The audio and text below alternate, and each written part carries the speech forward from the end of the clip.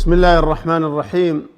الحمد لله رب العالمين، وصلى الله وسلم وبارك على سيد الأولين والآخرين محمد وعلى آله وصحبه أجمعين.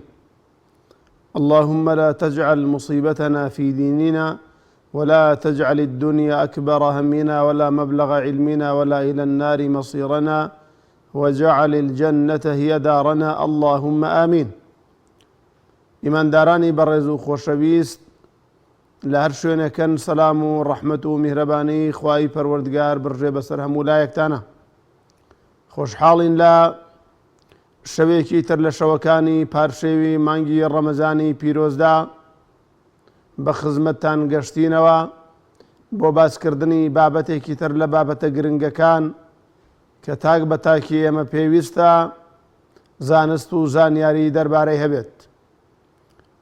لە ئەڵقەکانی ڕابردوودا لە شەوانی ڕابردوودا لە خزمەتتانە باسی نەخۆشیەکانی دڵمان کرد، ئەو نەخۆشیانەی کە ڕوو لە دڵی ئینسانی بڕوادارەکات بەڵام خۆی ئەبێ دکتۆری خۆی بێت. قورئان و فەرمودەکانی پێغەمبەری خوا صلی الله عليه وسلم بکاتە دکتۆری خۆی تا باشترین چارەسەر بۆ خۆی بدۆزێتەوە. لە بەرنامەی ئەم شەویشماندا نەخۆشیەکی تر لەو نەخۆشیانە هەڵەبژێرین کە نەخۆشی گاڵتەکردنە بە خەڵک. هەندێک خەڵک تووشی ئەم نەخۆشیە بوون، بەردەوام پیان خۆشە گاڵتە بە دەوروبەریان بکەن، گاڵتە بە پیاوێکی پیر بکەن کە گۆچانێکی بەدەستەوەیە، گاڵتە بە کەمە ئەندامێک بکەن کە دەسەڵاتی خۆی تیان ێوای لێهاتووە، گاڵتە بە کەسێک بکەن کە باڵای کورتە لە کاتێکدا هیچمان باڵا کورتی و باڵا بەرزی و جوانی و ناشرینیمان لە دەسەڵاتی خۆماندا نەبووە، خوای تەعالا پەیداوین. گاڵتە بە خەڵکی شارێکی تر، گاڵتە بە زوبانێک، گاڵتە بە جۆرێک لە جۆرەکانی پێست، گاڵتەکردن بە کەسانێک کە خوای پەروەردگار ئەندامێک لە ئەندامەکانی پێنەداوە. ئەمە نەخۆشیە کە ئینسانێک کە تووشی بوو، تووشی ئەم نەخۆشیە بوو، هیوایەتی ئەوە بوو گاڵتە بە دەوروبەری بکات بۆ پێکەنین، گاڵتە بە خەڵکەکە بۆی پێ بکەنێ لە مەجلیسێکدا و یاخود بۆ تۆڵەکردنەوە لێ گاڵتەی پێکات. جا ئەگەر ئەم گاڵتەکردنە بە ئیشارەت بێت گاڵتەی پێ بکەی، مجرد ئیشارەتکردنێک بێ وەکو گاڵتە پێکردن، یان قسەیەک بێ گاڵتە پێکردنەکە، یان خود عمل بێ، ینی بە عملی گاڵتەی پێ بکەی. ینی بۆ نمونە پیاوێکی پیرە بینێ کەسێک لە جیاتی ئەوەی ڕێگەی نیشاندا بۆ جێگایەکە پرسیاری لێکات گاڵتەی پێکات بۆ شوێنێکی ترێنێرێ، یاخود گاڵتەکردن بە نووسین کە ئەمڕۆ لە دیجیتال میدیایە بەداخەوە زۆر بووە، گاڵتەکردن بە کەسایەتیەکان، گاڵتەکردن بە ئافرەتان، گاڵتەکردن بە شەعائیری دین، ئەمانە هەر هەمووی حرامە، هەر هەمووی نەخۆشیەکە لە نەخۆشیە دەرونیەکان. ئینسان ئەبێ هەوڵدا بۆ چارەسەرکردنی ئەم نەخۆشیە. زۆر خەتەرە، ئەوە بەسە کە بزانین خەتەری ئەم نەخۆشیە چییە. لە صفاتی ئینسانی منافقە گاڵتەکردن بە خەڵک صفتێکە لە صفتەکانی منافق. خوای پەروەردگار لە قورئانە فەرمێ لە باسی منافقەکانە: وإذا لقوا الذين آمنوا قالوا آمنا وإذا خلوا إلى شياطينهم قالوا إنا معكم إنما نحن مستهزئون. يعني كات يقن با مسلمان كان منافق ودورا كان الله إنما لقال يودين بەڵام کاتێک کە گەڕێنەوە بۆ لای ڕەفیقەکانی خۆیان، هاوپیشەکانی خۆیان، منافقەکانی وەکو خۆیان، ئەڵێ ئینا مەعەکوم، کۆرە ئێمە لەگەڵ ئێوەین کاکە. گاڵتە بەوانەکەین، ئێوەن خەڵەتێنین، پێیان ڕابێرین، ئێمە لەگەڵ ئێوەین لە ئەسڵا، ئێنا لەگەڵ موسڵمانانە نیمان. ئەمە خەتەرە، صفاتی منافقینە. و هەروەها ئەم گاڵتەکردن بە خەڵک يعني كارو بيشي إنساني متكبرة كمتكبر إنسان متكبر يكيك لقناها قورا كان كبر چییە؟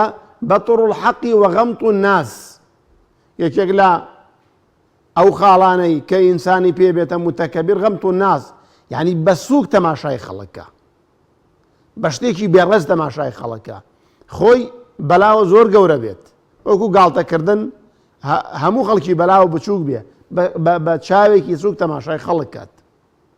ئەوە بەڕاستی کارەساتە ئینسان وابێ، بەڵکو ئینسانی مسلمان، ئینسانی باوەڕدار ئەوەیە من سەلیمە المسلمونە من لیسانی وەیەدی، هەنی مسلمان لە زوبانی و دەستی ئەمین بێ بەڕاستی. ئاخر ئینسانێکی مسلمان لە دەستی ئەمین نەبێ، ئەوە کەی مسلمانە؟ بەداخەوە مسلمانی وا هەیە بەڕێزانە، بەڕۆژووە، زبانی بەڕۆژووە، نوێژەکان لە مزگەوتدا ئاکات، خێزانەکەی لە دەستی ئەمین نییە، منداڵەکەی لە دەستی ئەمین نییە، ڕۆژانە بە زبانی بەڕۆژۆ جنێو بە خێزانەکەیەدا، گاڵتە بە خێزانەکەیەکە، گاڵتە بە چێشتەکەکە کە دروستی کردووە، گاڵتە بە شێوە شقڵێکە کە خوا ئاوا دروستی کردووە، گاڵتە بە جلوبەرگی ئەکات، پیاوی وایە ئالی مزگەوتە، ئالی ڕۆژووە، گاڵتە یعنی ئەمە زۆر خەتەرە بەڕاستی. ئینسان بە تایبەتی لە کاتی بە ڕۆژوو نابێ وریا بێت، ئەم ڕۆژوە بێ لە تووڕەبوون تەنانەت بتپارێزیە. ئاخر تۆ بۆ خۆت بە ڕۆژووی بۆ لە خێزانە تووڕابیت، تۆ بۆ خۆت بە ڕۆژووی بۆ لە مناڵەکە تووڕابیت، ئەوە کارەساتە برایانی ئازیزم. بۆیە مسلمان ئەو مسلمانەیە کە خەڵک لە دەستی ئەمین بێ. و هەروەها ئینسان جاری وایە پەنا بەخوا گاڵتە بەخوا ئاکات، کاکە گاڵتەکردن بە شەریعەتی خوا گاڵتەکردنە بەخوا، یعنی حکمێک لە حکمەکانی دینە ئەم گاڵتەی پێکە، شەعیرەیەک لە شەعیرەکانی دینە گاڵتەی پێکە، گاڵتە بە حیجابەکە، گاڵتە بە ڕیشەکە، گاڵتە بە ڕۆژووەکە، گاڵتە بە قوربانیەکە، یعنی گاڵتەی بە هەندێ فەرمودەی پێغەمبەر دێ، بە هەندێ تەسەڕوفات دێ، بە هەندێ ئایەتی قورئان دێ. ئەم گاڵتەکردنە بە ئایەت و حەدیسی صحیحی پێغەمبەری خوا ئینسانی پێ کافرە بێ، لە دین ئەچێتە دەرەوە. بۆ ئێمە نەخۆشیەکە خاوەنەکەی ئەبێ ئەوڵدا بۆ چارەسەرکردنی بۆی بەڕاستی بەو شێوازە نەمرێ نەڕۆتە بار دیوانی خوای پەروەردگار. کاکە لە ڕابردوودا ئەوانەی کە دژی پێغەمبەران بوون گاڵتەیان بە پێغەمبەرانە کرد، تووشی ئەو نەخۆشیە ببوون، تووشی ئەم بەڵایە ببوون. یعنی بڕۆ ژیانی پێغەمبەران بخوێنەرەوە، قەومەکەی خەڵکەکەی دەوروبەری گاڵتەیان بە پێغەمبەرەکە کرد. خوا باسی کردو لە باسی پێغەمبەر نوحە، خوای تەعالی فەرمێ ويصنع الفلك وكلما مر عليه ملأ من قومه سخروا منه. يعني پێغەمبەر نوح کەشتیەکەی دروست دەکرد، وا پیاوێکە لە بیابانێکە خەریکی دروستکردنی کەشتیە، هەر گەکەلەکەی ئایندا بەلای سەخیڕ منه، گاڵتەیان پێکرد. ئیذەن ئەم صیفەتی گاڵتەکردنە برایان و خوشکانی بەڕێزم صیفەتی ئینسانی مسلمان و باوەڕدار نییە، صیفەتی بێباوەڕانە. جا ئەگەر خوشکان لە بەر دەرگا دانیشن گاڵتە بە ئافرەتان بکەن، گاڵتە بە منداڵ بکەن، گاڵتە بە خانەوادە و عەشیرەتێ بکەن، ئەمە گوناحە و تاوانە ئینسانە بێ وریابی ئازیزان و خۆشەویستانم. بۆیە ئینسانی مسلمان نابێت گاڵتە بە مسلمان بکات، نابێت بە هیچ جۆرە گاڵتەی پێ بکات. ئینسانی وایە خوای تەعالی وای دروست کردووە لە قسەیان سەرزبان ئەگرێت، کاکە خەڵک نابێت گاڵتەی پێ بکات. خوای تەعالی فەرمێ یا ئەیها الذین آمنوا لا يسخر قوم من قوم عسى أن يكونوا خيرا منهم ولا نساء من نساء عسى أن يكن خيرا منهن ولا تلمزوا أنفسكم ولا تنابزوا بالألقاب بئس الاسم الفسوق بعد الإيمان. تاكو تاي آياتك خوای تەعالی فەرمێ ئیمان داران هەندێکتان با گاڵتە بە هەندێکی ترتان نەکەن، هەندێک لە ئافرەتان با گاڵتە بە هەندێک لە ئافرەتان نەکەن. خوا فەرمێ کاکە جاری وایە ئەوەی کە تۆ گاڵتەی پێکەی لای خوا لە تۆ بەڕێزترە، لە تۆ چاکترە، نابێ گاڵتەی پێ بکەی، بە شکل و شێوە تێ مەکەوە بەڵێ وەڵا ئەمە داما و با گاڵتەی پێ بکەم، چونکە بەڕاستی شکل و شێوە هەموو شتێک نیە ئازیزان و خۆشەویستانم. پێغەمبەری خوا صلی الله عليه وسلم أفرمي رب أشعث أغبر مدفوع بالأبواب لو أقسم على الله لأبره. إنساني وهي أشعث يعني شانيني قجي دابينه، حر قجي ناتواني قجي دابينه، ناتواني روني شيل يبدا، ناتواني شانيكا.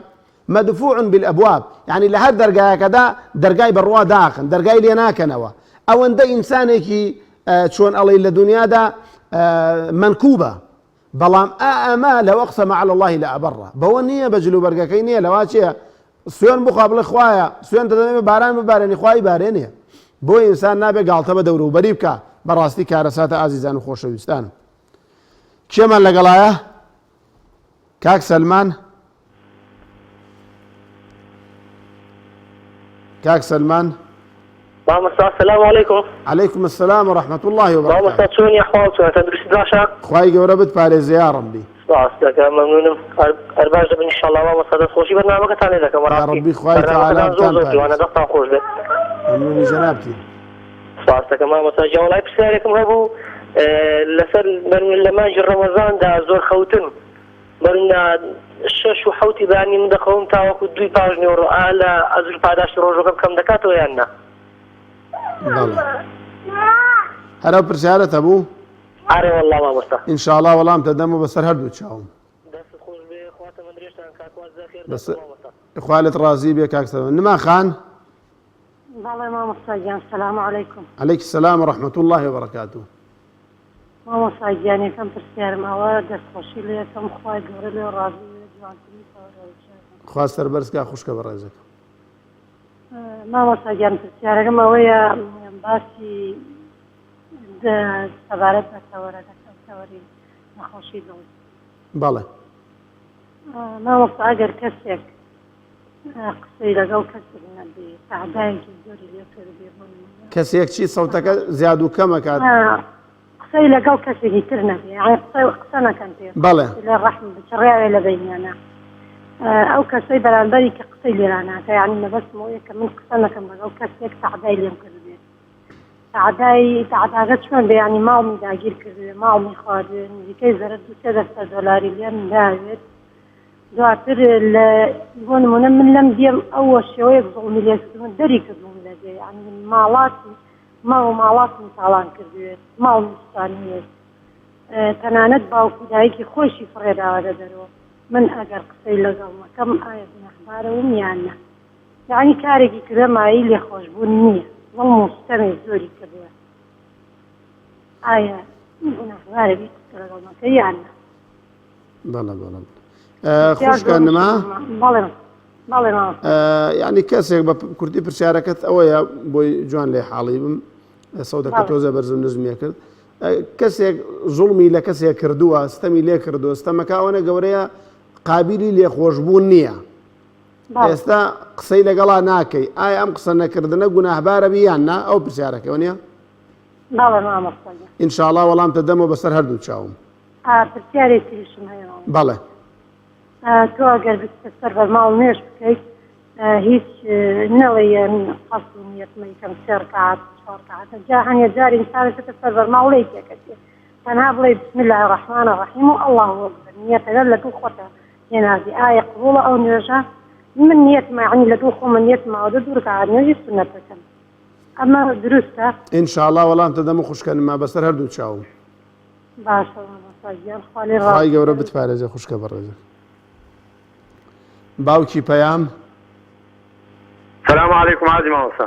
عليكم السلام ورحمة الله تعالى وبركاته. لا راضي بعادي مامۆستا گیان خوای گەورە پایەدارەتکە یا ڕەبی. ئەزمعین مامۆستا گیان وڵای پرسیارێکم لە جەنابەت هەیە. بەڵێ گیان. ئەزمعین کچێکم هەیە تەمەنی 21 ساڵە. بەڵێ نەخۆشی شەکرەی هەیە ڕۆژێ 4 دەرزی ئەنسۆلینی بۆ بەکاردێنی. یا ڕەبی خوای گەورە شفای بە. ئەزمعین لەگەڵ هەموو مسڵمانە. ئەنجاوتم لە ڕووی ڕۆژی گوتنوشیەوە ناتوانێت ڕۆژیان بگری دەبەر ئەوەی ڕۆژێ شەکرەکەی زۆر دادەبەزی و بەرز دەبێت یانی جار هەیە شتی شیرم بخوا جار هەیە دەرزەکەی لە خۆدا جاکتم بۆ مەسەلەی ڕۆژەکەی زانم جەنابەت ئینشاءالله ڕوونکردنەوەتمان پێ ببەخشی. بەڵێ ئەنی هەر ناتوانێت بە ڕۆژوو بێت. نەوەڵڵا مامۆستا گیان لەبەرەوەی شەکرەکەی زۆر بەرز دەبێت دکتۆرەکەشی لە ئێرانەیە بڵێن دکتۆرەکەشی لە ئێرانی پێشان دەمان بەرزە ئێرانی بەزێ ساڕێگاڵسیوانە. بەڵێ ئینشاءالله وەڵام تەدەمەوە باوکی پەیام خوای گەورە بۆ خاتری ناوە جوانەکانی خۆی شیفای بدە یا ڕەب. وەڵی دوعای بەخێریشی بۆ کە عادی مامۆستا گیان ئینشاءالله بەسەر چاو بەسەر هەردوو چاو خۆش بێ خوای گەورە بتپارێ. کێمان لەگەڵایە؟ تارا خان دارا کاک دارا عفو لەم پێچوتم کاک ئینسان نابێ مەحی خۆستا ئەبێ خوای گەورە بیکە مامۆستاگیان گیان گوێ لە مامی خۆ گرە ئەزانم خەڵک لە سەرخەتە با پەیامەکەم بگە بەڵێ هەو برای باوکم من دائیمەن پرسیارم نییە بەڵام تۆ پێشەکی پێش پەیوەندیەکان چەند قسێگە پێمەش هەم باپشتێکم بۆ جەنابێ بۆ خەڵکەش گوێی لێگرتوین هەم بۆ خۆشتان بۆ ئیزاعی پەیام بۆ کۆمەڵی ئیسلامی بۆ ئەوەی کە موسڵمانە لەم گوێ لێمانە لەم هەرێمە برای باوکم ئینسان شانۆکارە لەم زەویە ئەبێ شانۆکارێکی باش بێ چونکە ملیارات مەلایکە سەیرێکە و خوای گەورە تۆ سەیری ئەکتەرێکە ئەگەر باش بێ خەڵاتی ئۆسکار وەرگێ هەر خەڵاتی وەرگێ چەنی پێخۆشە یا دووگۆڵی بکە یا مەلە بکە یا هەرشیە بکە خەڵاتەکەی تۆ لە باشتە ذلك الفوز العظيم أما يك دو قناة يكي عربية بيالان اتحاد جوين شوكيوم ليبو أليز خور 1300 مليون كرد لزوي قولتنا أما علم روني كرده واقعة أما يك جاتو سيريكا أرضو آسمانا كانوا أمريكا شامان تيكي وما طبقية كم طبقية دوم سيام شوارن تينزم شاشان حوتم أما ما نورقل خواهي عز وجل فرمي فإن الجنة أرضها كأرض السماوات والأرض أفرمي بهشتان تاكي بقدر أرض آسمانا كانت جاتو خوا قناح نية بياو بۆ ئافرەتێکی داوێنپیس یا بۆ پارە یا بۆ پلەپایە یا گاڵتە بە خەڵەکردن وەکو بەرنامەکە دەماڵێت گوناح ئەوە لە خۆی بکە دەی برای منیت و خوا حافیزێ بێ خوای گەورە بتپارێزێ کاک دارەگیان فاطمة خان السلام عليكم ما مستاجان عليك السلام ورحمة الله وبركاته قربان ما مستاجان لا برشارك مايا فرمو خوشك بريزكم والله من كرك مايا كرك ودكم زور قرزارة بله دكاني هيا أو دل مخزن شتي هيا شكرا مصالي أو داوى زكاة يا صال وتي إن شاء الله تم بس استكان بكاري شيء لدكان عبادة دكان بس قرزارة زورة إنصال بله كم زور بما باشا يعني خدم ديو كورونا بدايكو باوك باش زور بما باشا الحمد لله خواي گەورە بپارێزێ بۆ خاتری ناوە جوانەکانی خۆی قوربانێ وتم پرسیارە لێ یەکەم زامەگە زەکاتی نەداوتی شوێنێکە دەم بەس قەرزەکەی زۆرە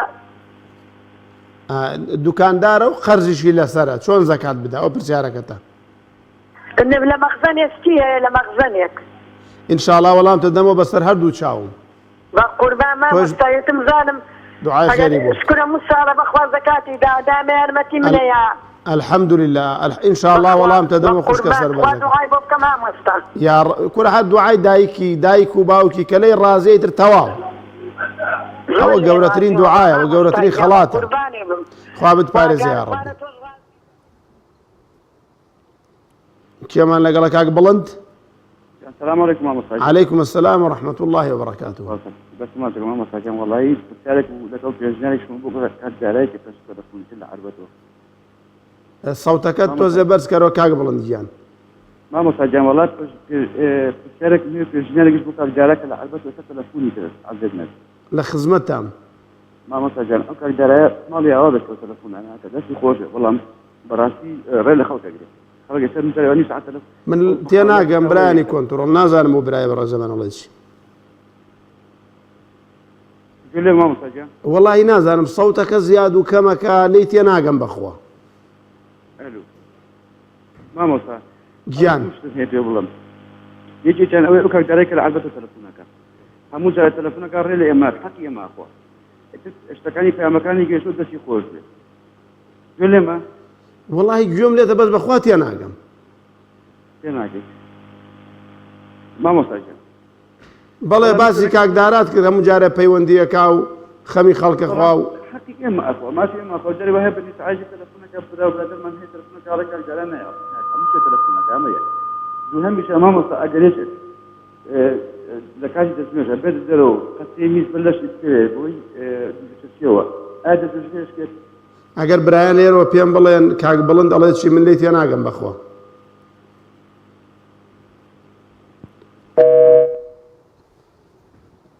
کاک بڵند وڵای داوا لێ برود نەکەم بەخوا حاڵی نەبووم جەنابەت فەرموو چی زۆر داوای لێبوردنەکەین.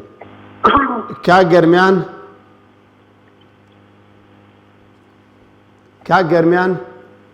السلام عليكم. عليكم السلام ورحمة الله وبركاته. باشا ما مسيان. خواهی گەورە بتپارێزێ. يا أخوي ما مسيان بقول لك كات النقل من دوب الشهر ميزة. لە خزمەتتام. ما مسيان بلين بايكم جربات نيت ناين ابن أخبار بيا بس بنيتي هو كروشيد بس جازات نيتي دبيرة شيء. جار نیەتی لەبیرە چێە؟ بلا بونا نجى نتكلم دبيرة بلا بروشيد بلا نيتي دبيرة شيء. مەبەستم باو کرد کە بە ڕۆژۆ بێ نیەتی بیرە چێە؟ بلا ئەی هەڵەسێ بۆ پارچێ و؟ الحمد لله وروشيد شيء ما مسيان. بس نيتي دبيرة شيء. بەس نیەتی بیرە چێە؟ بلا. ئەی بۆ هەڵەسێ بۆ پارچێ و کاک گەرمیان؟ يا. بۆچی هەڵەسێ بۆ پارچێ و؟ والله إذا بقى عبادة روجي كنت ملا موسى هو نيتك جازا لبيت أشي بتجزا كاتنا أبو نحبار روجي كم دروسه ئینشاڵڵا وەڵام تەدەم بەڵام هەر ئەوەی پێ بڵێ خوای گەورە باوکت بپارێزێ یا ڕەبی يا أخوي حرمەتم بۆی هەیە هەر کام مجەڕەدەوەی هەڵەسێ لەسەر سفرەکە دانیشێ خۆ کاتینانی بەیانی نییە ئەوە پارچێوە هەر هەوڵسانە بۆ خۆی نیەتە. پرسیاری دووەمت کاک گەرمیان؟ ما مثلا برسالة ترسميزة بەڵێ ما مثلا لكاتي ميوسف فرزكانا بين جازات ناي خون يعني تيجي أفضل من كاتي ميوسفانا جازات حتى قلنا يقوم بدمنا يعني لە کاتی نوێژات چی؟ ناي خون يعني ناي خون بدمنا يعني ناوی خۆت ئەبەی؟ بلا چۆن یعنی ناوی خۆت ئەبەی؟ إنسان كرقيك يقولون أنا كنيوش أقام ناي خون من الجماعة ئەخر چۆن یعنی تێ ناگەم. لم نرجع مثلا نرجع جماعة أبونا نصير جاء أبونا ما يكون يتبنى. نازانم تێ ناگەمە بەس پێ چییە؟ ما مسجان. گیان. منو كنيوش ناقم منو جماعة يجم. إيه. جاري وأنا يكون يبدم ما يكون بخيال ما يكون يبدم ما خيال. بخيال ناوی خۆت بەخەیاڵ دادێ؟ بلا ما مسجان. ئینشاڵڵا وەڵام دەدەمەوە بەسەر هەردوو چاو. خوای گەورە بتپارێزێ کاک گەرمیان گیان. خوای تەعالا لە گەرمای دۆزەق بتپارێزێ. خوشکە لە نیا کۆتا پەیوەندیمانە بەڵێ فەرموو. باشی مامۆستا. خوای گەورە بتپارێزێ لە نیا خان. وەڵی مامۆستا پرسیارێکم هەیە. بەڵێ. خولپورێکم لە کەنەدایە دەتوانێت بانگی ئێوارەی ئێرە بیشکێنێ؟ پورەکەت لە کەنەدایەوە نییە؟ بەڵێ. بەڵێ. مامۆستا پرسیارێکە. بەڵێ. ئافرەت دەتوانێت لە کاتی هەگەر نوێژی دەکات دەبێت دەستی دیار بە یاخود نا؟ لە کاتی چییە؟ نوێژکردن. ئافرەت لە کاتی نوێژکردنا دەستی دیار بێ؟ بەڵێ. بەڵێ. هەرە دوو پرسیارەتە بوو؟ بەڵێ. ئینشاءڵڵا وەڵام دەدەمەوە بەسەر چاو. بەسەر چاو خوشکە لە نیا بەسەر چاو ئینشاءڵڵا وەڵامت ئەدەمەوە. جا بەڕێزان ئەم بابەتی ئەم نەخۆشی ئەم دا و پەتای گاڵتەکردن بە خەڵک بەڕاستی زۆر بابەتێکی ترسناکە ئینسانە بێ بیزانێت. جاری وایە گاڵتە بە کەسێکەکەی ئەم کەسە لای خوا دوعای گیرایە. ئەرزم کردن پێغەمبەری خوا فەرمێ صلی الله عليه وسلم ڕوبە ئەشعەث ئەغبەر ینی پیاوێکی قژی لوول بووە یعنی ئەوەندە هەر شانەی نییە شانەی کات ئەوەندە داماوە مەدفوع بالئەبواب یعنی لە هەر دەرگایەکەدا دەرگای لێ ناکەنەوە ئەمە مەبەست پێ ئەوەیە کە ئەوەندە داماوە بەڵام ئەمە ئەگەر دوعا بکە خوای تەعالا یعنی سوێن بخوا خوای تەعالا سوێنەکەی بۆ جێبەجێ ئەکات. بۆیە ئینسانە بێ وریا بێت گاڵتە بکردن بە خەڵک جاری وایە تووشی کارەسا دەبێت گاڵتە بە وەلیەک لە وەلیەکانی خواکەی چونکە خوای تەعالا إن الله لا ينظر إلى أجسامكم ولا إلى صوركم ولكن ينظر إلى قلوبكم. خوای تەعالا تەماشای جلی جوان ناکە. خوای تەعالا تەماشای ئەو بچمە ناکە کە پێێتەوەی. خوای تەعالا تەماشای دڵتەکە لەواچی ئەو کەسە لای خوا زۆر لە تۆ بەڕێزتر بێ زۆر لە من بەڕێزتر بێ. ئینسان بە هیچ جۆرە نابێ گاڵتە بە ئینسانی بێدینیش کات. ئینسانێکە دینی نییە بەڕاستی گاڵتەکردن کارێکی زۆر خراپە ئازیزان و خۆشەویستانم.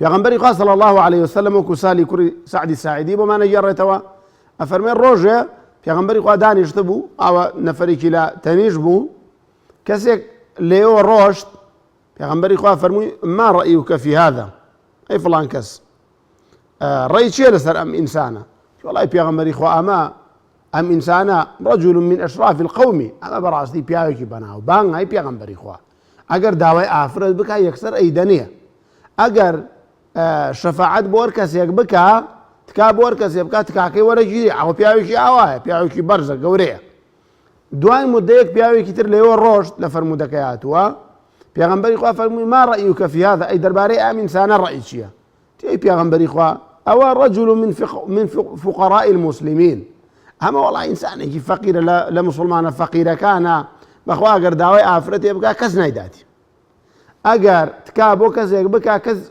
تکاکەی وەرناگرێ ئەگەر لە مەجلیسا قسە بکە کەس گوێی لێ ناگرێ ئەمە وایە پێغەمبەری خوا صلی الله عليه وسلم کە گوێی لەمە بوو ئەم ئینسانە ئەمەیان فەقیرە ئاوها لەبەر فەقیرەکەی ئاوە وەسفەکرێ ئەویان دەوڵەمەن و خانەدان و ئەوەی ئاوا وەسفەکرێ پێغەمبەری خوا قسەیەکی زۆر جوانی فەرمووی هذا خير من ملء الأرض مثل هذا فەرمووی ئەم ئینسانی دووەمە لای خوای پەروەردگار لەو ئینسانی یەکەمە چاکترە نەک هەر لەوە یعنی ئەگەر پڕی ئەم سەر ئەرزە لەو ئینسانە بێت پڕی ئەم سەر ئەرزە لەو ئینسانە بێت لای خوای تەعالە ئەم ئینسانە لە هەمویان باشترە ئەم ئینسانە کە با فەقیر بێت با قسە ڕۆشتوو نەبێت بەڵام مادام دیندار و خواناسە لای خوا لە پڕ ئەرز لەو مرۆڤە باشترە بۆیە ئینسانە بێ بزانێت کە نەبادا کارێک بکات کە خوا پەنامان بە ئەم گاڵتە پێکردنەی تاوانێکی زۆر گەورەی بۆ بنووسێت لای خۆ زۆر خەتەرە پێغەمبەری خوا صلی الله عليه وسلم ڕۆژێ عایشە دایکی ئیمانداران بە حەفسەی خێزانی پێغەمبەری خوای فەرموو ئەوە باڵای کورتە بەڵێ لە حەدیسەکە یان نەسەکە ناتۆ باڵای کورتی بەس ڕای فەرموودەکەوا فەرموون پێی وت ئەی پێغەمبەری خوا کورە بەسە وە حەفسە یعنی ئاوایە ئاوا یعنی باڵای کورتە پێغەمبەری خوا صلی الله عليه وسلم زۆر تووڕە بوو فەرمووی لەقەد قولتی کەلیمەتەن قسەیەکت وت وشەیەکت وت لەو مزجت بمائی البحر لەمەزەجەته ئەگەر ئەم قسەی تۆ تێکەڵی ئاوی دەریایەکی بکەی ئۆقیانوسەکانی بکەی هەر هەمووی پیسەکە هەر هەمووی بۆ گەنەکات ئەوەندە قسەکەت خەتەرە گاڵتەت کردو بە کەسێک هەنی گاڵتەت کردو باڵای کورتە بۆیە ئەبێ زۆر وریابن بران و خوشکانی بەڕێزم گاڵتە بە دەوروبەرمان نەکەین دەرد و بەڵایەکی خراپە بە تایبەتی خوشکان ئامان وریابن گەنجە بەڕێزەکان یعنی واللهی کۆمنتە لەسەر نووسێ لە مەلایکەت یعنی تۆ وازانی کە گاڵتە بە کەسێکەکەی کۆمنت بۆ کەسێکە نووسی خوای تەعالا لەسرت نانووسێ خوای تەعالا چۆن لەسرت نانووسێ کاکە ما يلفظ من قول إلا لديه رقيب عتيد هەر شتێک خوای تەعالا مەلایکەتێکی دانا ئەوی نووسێ بۆیە زۆر وریا گاڵتەکردن بە خەڵک بن ئامان خەڵکانێکە بوو گاڵتەیان بە خەڵکە کرد خوای تەعالا ئەوە کۆوانی لێ کرد گاڵتە بە خەڵک مەکە ساڵحی ئەم ئومەتە بوو ئەوت وەڵاهی ناتوانم گاڵتە بە دوو لە ڕوو جەنابتان ئاژەڵێکیش بکەم نەبادا خوای تەعالا من وەکو ئەو لێ بکات بۆیە خەتەرە گاڵتەکردن بە خەڵکی گاڵتەکردن بە دەوروبەر گاڵتەکردن بە کەسێک کە لە ڕووی جەستەیەوە کەم ئەندامە گاڵتەکردن بە کەسێک کە مەسەلەن زەعیفە گاڵتەکردن بە کەسێک کە قەڵەوە گاڵتەکردن بە کەسێک کە پێستەکەی وەکو تۆ نیە گاڵتەکردن بە کەسێک وەکو عەشرەتەکەی تۆ نیە گاڵتەکردن بە کەسێک کە سەرزاری ئەگرێ گاڵتەکردن بە کەسێک کە چاوی کزە گاڵتەکردن بە کەسێک کە گوێی کزە شت بە چاکی نابیستێ گاڵتەکردن بە کەسێک کە پیرە و پەکی کەوتووە یعنی زۆر خەتەرە ئینسان گاڵتە بە دەوروبەری بکات خوای تەعالا ئێمە ئێوەش بپارێزێت لەو بەڵا و موسیبەتە گەورەیە دێمە سەر پەیوەندی برایان و خوشکانم دیارە کاک سەلمان پرسیاری ئەوەی کرد ئایا زۆر خەوتن لە ڕەمەزاندا یعنی ئینسانی وایە بەیانیە خەوێ تا عەسر ئایا لە پاداشتی ڕۆژەکەی کەمەکاتەوە بەرێ وەڵا کەمێکاتەوە ڕۆژوو برایان و خوشکانی بەڕێزم ڕۆژوو بۆ خەو نییە ینی مانگی ڕەمەزان مانگی خەو نییە ینی ئینسان بەیانی تا ئێوارە بخەوێ ئەمە کەی ڕۆژوە کاکە یعنی ئەم ئینسانە بەڵێ خۆی تەعالە ڕۆژەکەی بۆ حسێبەکە ڕۆژەکەی بۆ قبوڵەکە ئینشاءالله بەڵام بەڕاستی مانگی ڕەمەزان قوتابخانە بەڕێزان مەدرسەیە کاکە لە مەدرسەیە نابێ بخەوی لە مەدرسەیە نابێت تۆ کاتەکانت بەزایە بدەیت مەدرسەیەکە بۆ لەعەلەکم تەتەقونە ئەبێ هەوڵدەی جۆد بکەی تێکۆشیت ئازیزان و خۆشەویستانم بەڵێ خەو حەڵاڵە بەڵام نابێ ئینسان ڕۆژەکەی تەنها بە خەو بەسەر بەرێت نماخان باسی ئەوەی کردکە ئەگەر کەسێک زوڵمی لە کەسێک کرده بوو یعنی زوڵمەکە ئەوەنە گەورە بوو کە نەئەتواندرا لێی خۆش بێ ئێستا ئەم قسەی لێدا بڕیوە گوناهبارە بێ وەڵاهی ئەگەر ئەم بەڕێزەی کە زوڵمی لێ کراوە ئەسڵ وایە ئەو ئینسانە بێ داوای لێبوردنی لێ بکات ئەسڵ وایە ئەوە زوڵمی لێ کردووە بەڵام بەڕاستی گەورەییەکە ئەم هیچ نەبێ سەلامێکی لێ بکات ئەنی لای خوا بە گەورە حسێبە قسەدابڕینیش زۆر بابەتێکی خەتەرە ئازیزان و خۆشەویستانم وخيرهم الذي يبدأ بالسلام باشتريني أو دواناوي كلا بيش السلام اللي يبكى والله ظلمك قرصة أتواني مثلا لجايك بينيت مثلا ججنا بيروزي شي اللي يبكي بلام أو اندتي كلمة بلقلاك دواي ظلم اللي يبكى بلام يقينا أو جناهباري قورية كأو ظلم مستمكي كردوه برسياري أو برسياري دومي نيوجك بلام بدنجي برز نيتنا يعني نابرزكم إشكالي نییە ئەسڵەن لە بەرنامەی شەوی ڕابردوودا باسی نیەتێنانمان کرد بە دەنگی بەرز کە ئینسان وا باشترە بە دەنگی نزم نیەت بێنێ جاری وا لە مزگەوتە بە دەنگی بەرز نیەتێنێ لە خەڵکی تێکە دەیت جاری وا خۆت لێ تێکەچێت تووشی وەسوەسابی بۆیە لە دڵەوە نیەت بێنە هیچ پێویست ناکە بە لەفظ دەری ببڕی ئازیزان و خۆشەویستانم باوکی پەیام فەرمووی کچێکمەیە 21 ساڵە شەکرەی هەیە دەرزی و دەوا بەکارهێنێ ناتوانێت بە ڕۆژوو بێت ئایا چی بکات بۆ ڕۆژوو کە یا ڕەبی خۆی تەعالا شیفای با بۆ خاتری ناوە جوانەکانی خۆی بۆ خاتری ئەسماء و صیفاتی خۆی شیفای با یا رب العالمین طبعا ئەم نەخۆشیە مادام نەخۆشیشی بەردەوامە واتە دوای ڕەمەزان چاک نابێتەوە نەخۆشی شەکرا عادەتەن نەخۆشیێکی درێژخایەنە ئەو نەخۆشیانەی کە درێژخایەنن ئەوە بەڕاستی ئەم ئینسانە ئەبێ فیدیەی بۆ بدرێ ئازیزەکەم فیدیەی بۆ بدرێت کاک دارا کۆمەڵە قسەی جوانی کرد خۆی تەعالا پاداشتی باتەوە فاتمە خان باسەوەی کوڕێکی قەرزار و هەم قەرزار هەم دوکانیشێ چۆن زەکات بە طبعا بۆ نمونە ئەم کوڕەی جەنابەت لە دوکانەکەدا بە دەفتەرێ شتی تایە بەڵام لەو لاشۆ دەفتەرێ قەرزارە یعنی شتەکانی بە قەرز ناو کاتە زەکاتی لەسەر نییە بەڵام بای دەفتەرێ شتیدا 50 گەڵا قەرزارە و کاتە زەکاتی 50 گەڵاکادا بەو شێوە خۆی تەعالا ساڵحتریکە کاک بڵند داوای لێبوردنەکەیت پەیوەندیەکەی بڕا بخۆم لێ حاڵی نەبووم کاک گەرمیان باوکی نیەتی بیرەچێ ناکە بۆ ڕۆژوو کە هەڵە سێ پارچەوەکە ئەوە نیەتە ئازیزان و خۆشەویستانم ئیشکالی نی ئینشاءڵڵا لە پرسیاری دۆمی لە کاتی نوێژدا ناوی خۆی بە خەیاڵدا هیچ شکالێکی تیان یار شتێکی بە خەیاڵاوێ بەڵام وا باشترە نوێژەکانی بە خەیاڵدا بێ قیامەتی بە خەیاڵدا بێ نوێژەکە بەتاڵ نابێتەوە کە ناوی خۆی بە خەیاڵدا بێ لە نیاخان دوو پرسیاری هەبوو پرسیاری یەکەمیان ئەوەیە کە پورێکی لە کەنەدای ئایا توانێت بە بانگی یارە ڕۆژۆ بشکێنێت نەخێر ناتوانێت بشکێنێت بە هیچ جۆرە بە پێی شاری خۆی تەماشای کاتەکان بکە کاتەکانی بۆ دەرەکەوێت نە ئێمە توانین بە شارێکی تر بشکێنین نە ئەوتوانێت تەنانەت ئێمە ناتوانین بە هەولێر بشکێنین هەولێر ناتوانێت بە سلێمانی بشکێنێت کاتی دیاریکراوی خۆی خوشکە بە ڕێزەکەم و پرسیاری دەستی ئافرەتی کە دەستی ئافرەت لە نوێژدا دەستی ئافرەت لە نوێژدا بابەتێکە جێی خلافە لە بینی زانایاندا ئینسان ئافرەت دای پۆشێ هەرە بێت دایشی نەپۆشێ هەر ئەبیانی دەستکێشێ بەس ئەسڵ وایەکە دای نەپۆشێ ئینشاءالله تعالا خوای گەورە هەموو لایەکتان بپارێزێ بۆ خاتری ناوە جوانەکانی خۆی خەڵەمی عەفو بەسەر تاوانی هەموو لایەکمانە بێنێت خوای پەروەردگار مانگی ڕەمەزانمان لێ قبول کە ڕۆژی ڕەمەزانمان لێ قبول کە تا شەوێکی تر لە شەوەکانی ڕەمەزاندا بە خزمەتتان نەگەینەوە هەموو لایەکتان بەخوای پەروەردگار سپێرم وصلى الله على محمد وعلى آله وصحبه أجمعين